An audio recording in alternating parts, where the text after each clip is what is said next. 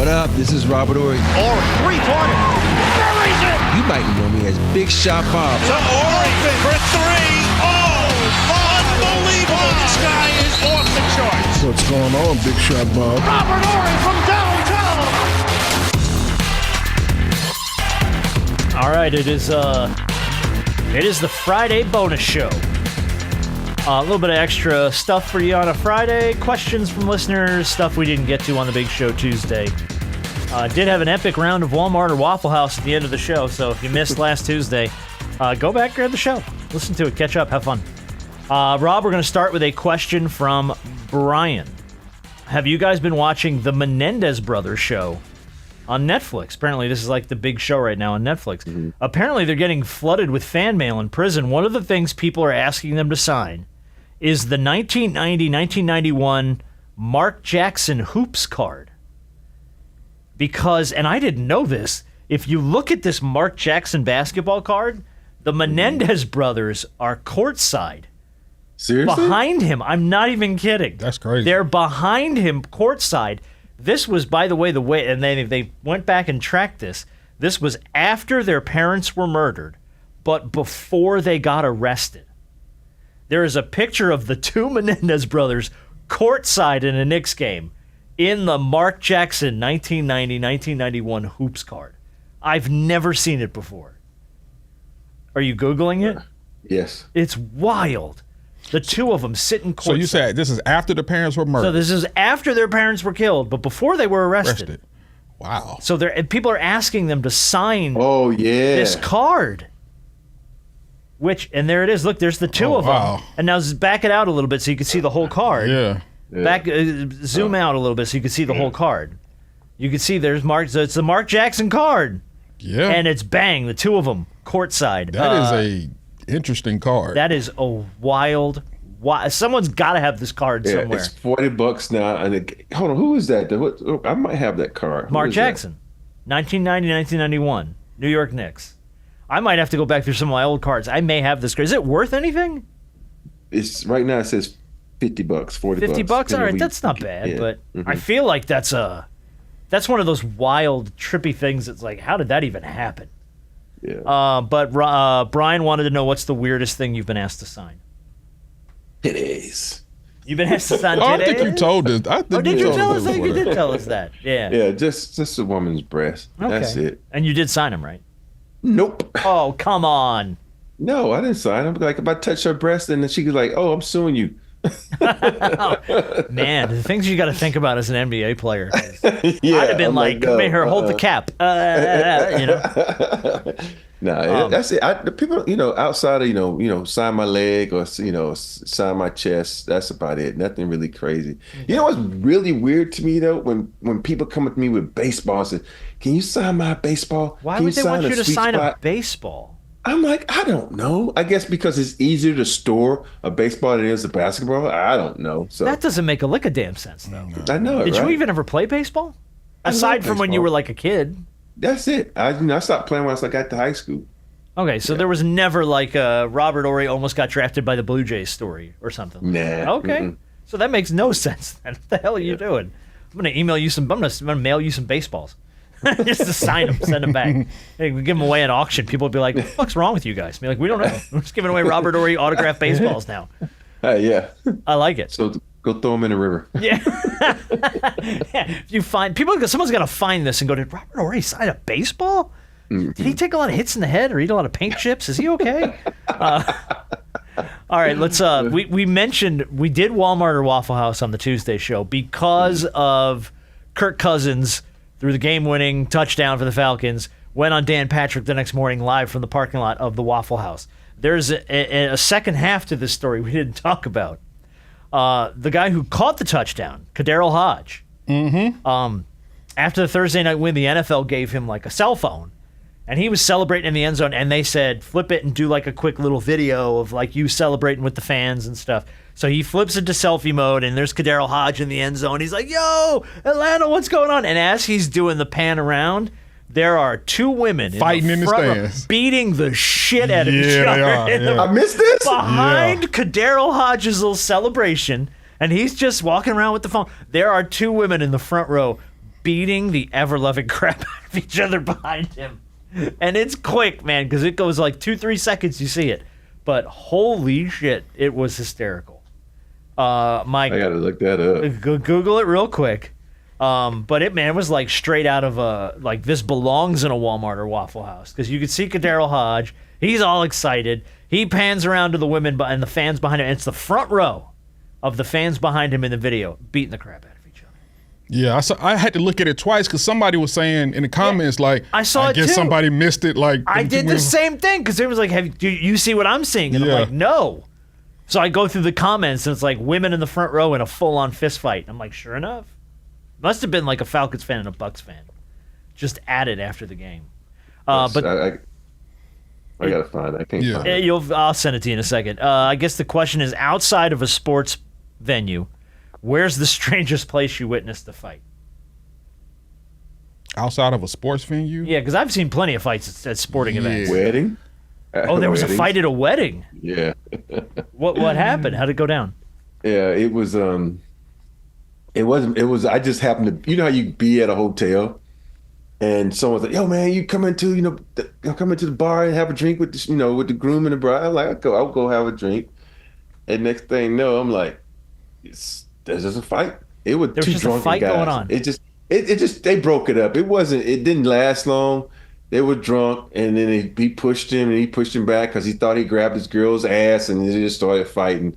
And then, of course, in typical white boy mode, they started hugging after. Of course. That's usually after a full-on white guy fight, there's a hug. There's almost always a hug. Yeah. I'm sorry, man. Probably church. There was a fight at church? Outside of church. He the dirty South, of course. Outside of church. I don't know what the reason was. All I just know is there's a lot of screaming and yelling, and then folks grabbing each other's, and just the fighting, and I go on about my way. All right, I'll give you the short version of my favorite fight story, and it happened between two members of my family. When I was a kid, my parents got divorced. Mm-hmm. My mom started dating and subsequently married my stepfather, who I love, Bob Palumbi, who was our next door neighbor. Oh, I remember you saying this. Okay. Yeah. So my dad, God rest his soul, didn't really meld well with the divorce. He wasn't really happy about it, and then found out that, and they were very good friends at the time, that my mom was on dating the neighbor Bob, and he got really pissed off. He starts deciding he's going to follow my mom to find out where they're going, what they're doing, all this other stuff. Like, kind of like not a good look on my dad's part. Right. So he grabs me by the arm one day and he takes me out and finds out I'm with him while he's following my mom around. Finds my mom and my now stepfather at Kmart. And I guess my sister's sitting there trying on shoes, and my dad lets go of my arm and runs down the shoe aisle at Kmart as fast as he can, leaps off of his feet, rears back, and haymakers my stepfather. And my stepfather goes down, and my mom starts screaming, and my sister's crying, and I'm freaking out, and here come like 50 Kmart people, when they still had Kmarts, trying to break up a fight between my stepfather and my father. I was like 10 years old. So your dad invented the Superman punch. The leaped off, it was the full bag. And it was like 10, 15 years before the two of them could be in a room together without rehashing that. That's wild. Dude, that's some shit, though. That's crazy. Watching your, and by the way, my two favorite men in the world and most respected people on the planet, my father and my stepfather. I love and respect both of these men dearly. So who won? Oh, my dad. Because he got in. Well, see, my dad, though, to my stepdad's credit, he got the no look in. He got my stepdad kind of, and just, he got plastered. And, he got laid out. So I'm always a good sucker for a good fight story. What was I about to say? Oh, have you all seen Rob, have you seen the Lakers' new California Destiny jersey, City Edition? Mm-mm. No. Oh, Lord. Oh, it's all blurry. Dang. Oh, what are you looking at? Hold on, I gotta. Jesus. You blurred out. Yeah, I know you're blurry. Yeah, your computer was like, "This is not safe for work." I was like, "Oh, no, I have to send it to you. I forgot which thing is blurry. I thought that was you see who's dating Zion? It blurred it out like immediately. Like, no, don't look at that. Question from Brian. I saw that Eminem's daughter Haley announced that she's pregnant, which means Eminem, one of the greatest rappers ever, is going to be a grandpa. That instantly made me feel old. Is there someone you loved as a kid that you saw either become a grandparent or you saw them and they were really old that instantly made you feel old?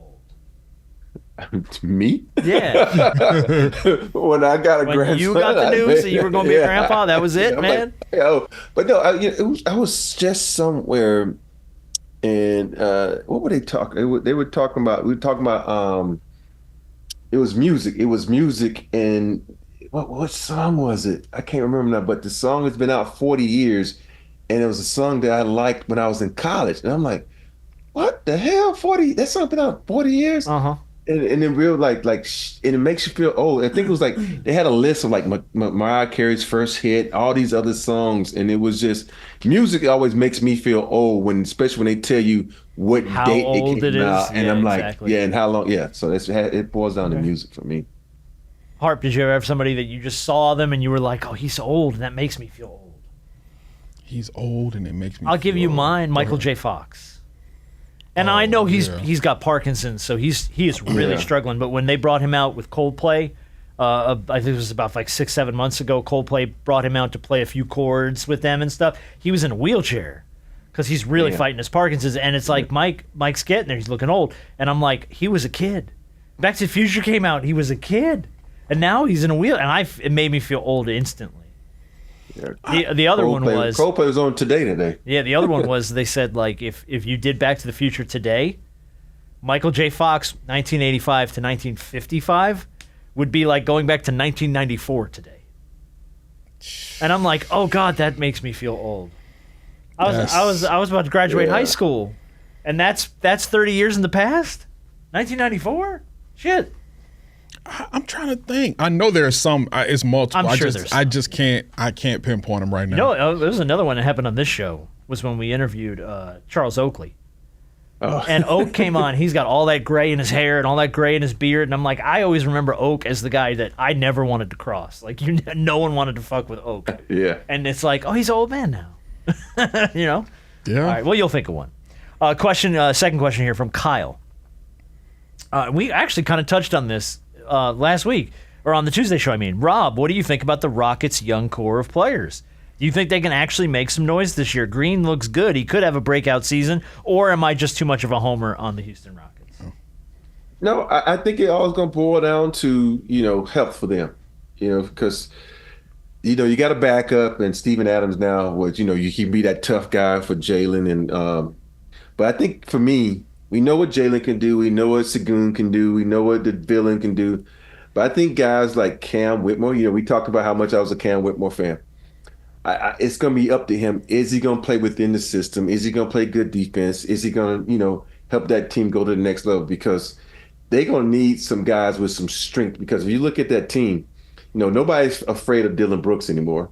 We know Van Vliet anymore. I don't think anybody was ever afraid of Dylan Brooks. You don't have to put in any more in front of that. But if you really look at this team, you need. When I always say that you need an asshole on that team, a tough guy. Mm-hmm. Even though we know Adams is the tough guy, but nobody really is like, oh, he's just strong. Nobody's like, So I think for me, you need Cam Whitmore to bring a little bit more toughness to that team. So okay. I'm looking for him to step up. And what's the guy? I don't want to say he's the Auburn guy. He needs to step up too. I can't think of his name right now. Yeah. But he's a junior too. Oh, okay. Yeah. Jabari. Yeah. Oh, yeah. Jabari needs to step up. Yeah. He from here. He is? Yeah, he's from Atlanta. He's from the South Side. He went to Sandy Creek High School. Oh, there you go. Mm-hmm. All right. Didn't know that. All right. Well, yeah, I'm excited to see the Rockets. I like a young team. I like a young core. Tough. Yeah, West is real tough, man. West is real tough. All right, let's wrap this one up with a weird story. Kansas City Chiefs wide receiver Rashee Rice. He was the guy that got in all that trouble for wrecking that car in Dallas and walking away from the accident. Yeah, that's a whole mess. Well, the story gets even stranger because now apparently his mom is a porch pirate. They caught Rashee Rice's mom on Ring camera video wearing her custom number 4 Mama Rice jersey. Walk by a doorway in her building, kick a package down the hall, and then pick it up, which she thought was off camera, but she didn't kick it, I guess, far enough out of the sight of the camera, picks it up, walks away with it. and they had to report her and all this other stuff. But yeah, apparently the footage shows her pick it up from her feet and walk off with it. That's crazy. But what your son is in the NFL. What the hell are you stealing boxes for? What are you doing? In a jersey that says Mama Rice. Hey, you can take some people out the hood, but you can't take the hood out the people. I guess, Come on, man. bro, What are you doing? like- So I guess my question here is, there's multiple questions with this because I don't even know what to make of this. Have you ever had to deal with porch pirates? Have you lost anything to a porch pirate? And, no, We've had a few of them in our neighborhood. I never knew just that's had what you the fact called that- them. Oh yeah. Yeah. I remember I used to get, when I lived in Houston with my first wife, we used to get packages, and they used to just throw them in front of the gate. And they wouldn't even ring, and like my house was literally like maybe 50 yards from the gate. And so they wouldn't ring the bell, and then they just throw it in front of the gate. Sometimes they would throw it over the fence. And like one time, I'm like, just happened to be outside playing in the yard with the kids. And all of a sudden I said, what's that box over there? It was a fucking Nike box that had been sitting over there for like a week, and it was rained on, and it was all the stuff was like messed up. I'm like, and I called them up and yelled at them and cursed them out. And of course, then shit changed. No. UPS and FedEx, they all stayed the same. They don't you can care. yell and curse all you want. I don't We don't give a shit. I'm convinced that most of these are inside jobs, in the sense that we had somebody steal an Apple Watch off our porch amongst like 4 other boxes. So I feel like somebody knew, like, oh, yo, that's a box from Apple, and left the other shit and took that one box and did it within 10 minutes of it being delivered. It was dropped off, and within 10 minutes, somebody took it off the porch. And we got them on video. Like, there ain't shit you can do about it. You give it to the cops. What are the cops going to do? Like, okay, we'll keep an eye out. Like, they're not going to go find that guy. But, yeah, no. Left 4 other boxes, took the Apple Watch. Son of a bitch. Yeah, they probably That's that's crazy. how much Apple Watch costs. What's he doing? Yeah, a few $100 It's bucks. not a much to investigate. That's what they. Yeah, that's what the cops yeah, say. no. It's got no value. But yeah, though, if don't do that porch pirate shit, man. But if you're Mama Rice, dude, what are you doing? Your parents ever embarrass you or pull any shit on you like that? No, Ever that my mom no, would get drunk no. at like a big public event, and I'd be like, all right, we got to go home. we are leaving. No. That's about as I much My as I got. dad, I would want to say my parents, even when I was playing the NBA and people tried to interview them in the stand, they're like, no. They didn't want to be interviewed. Dude, good on Anything. them, man. Yeah, Good on them. especially my mom. My dad did an interview one time because it was right after I made that big shot against Sacramento. Sure. He Yeah, interviewed and I one get that. time. I And get he just that. said I'm a pride. And the only reason he did it was because it was cooler than the other side of the pillow.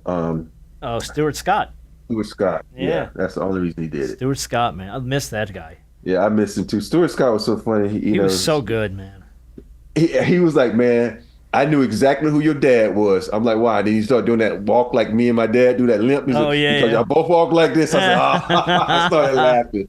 I love Stuart Scott, man. Dude, I miss him terribly. Yeah, miss him, rest in miss peace him. to Stuart Scott. But Yeah. I mean, I think there was a heyday of ESPN when we had like Stuart Scott and prime Rich Eisen and Keith Olbermann before he turned into a fucking lunatic. You know what I mean? Like we had and Dan Patrick. You had like the prime. You didn't know how good you had it kind of ESPN. Mm-hmm. And man, dude, Stuart Scott was the best.